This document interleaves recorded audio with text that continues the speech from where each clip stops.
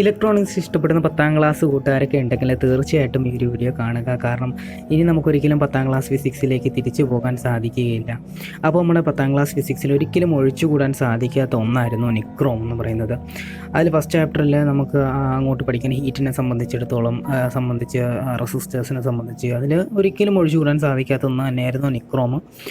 അപ്പോൾ നമ്മളൊക്കെ ആസ്വദിച്ച് പഠിച്ചിട്ടുണ്ടാകും ഇലക്ട്രോണിക്സ് ഇഷ്ടപ്പെടുന്നവരെ സംബന്ധിച്ചിടത്തോളം. ഞാനിപ്പോൾ നിക്രോമിലേക്ക് ഒരു 6 വോൾട്ട് കൊടുക്കുകയാണ് അപ്പോൾ അതിൽ റീഡിങ് കാണിക്കുന്നത് ആംപിയറാണ് കേട്ടോ, അതൊരിക്കലും വോൾട്ടേജ് അല്ല.